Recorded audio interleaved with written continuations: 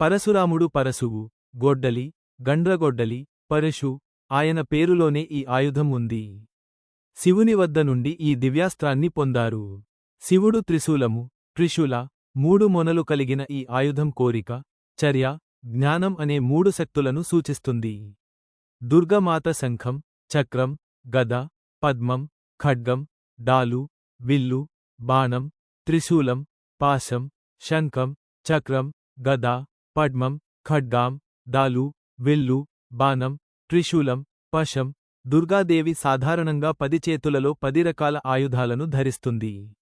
అర్జునుడు గాండీవము, గండీవ, శివుని నుండి పొందిన పాశుపతాస్త్రం కూడా అర్జునుడికి ముఖ్యమైన దివ్యాస్త్రం. విల్లు మరియు బాణాలు ముఖ్యమైన ఆయుధాలు.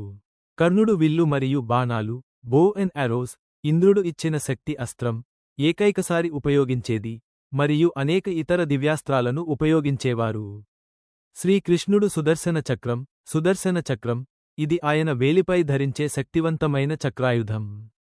శ్రీ విష్ణువు శంఖం, చక్రం, గద, పద్మం, పంచాయుధం, శంఖం, చక్రం, గద, పద్మం, ఈ 4ంటిని కలిపి ఆయన ముఖ్యమైన పంచాయుధాలుగా పిలుస్తారు. శ్రీరాముడు కోదండం, శ్రీరాముని యొక్క విల్లు పేరు. ఆయన ప్రధానంగా విల్లు మరియు బాణాలను ఉపయోగించారు. ఆంజనేయుడు గద, వజ్రాయుధం తగిలినప్పటికీ, ఆయన దవడలు, హను, విరిగినా మరణించలేదు. ఆయన సాధారణంగా గదను ఆయుధంగా ధరిస్తారు.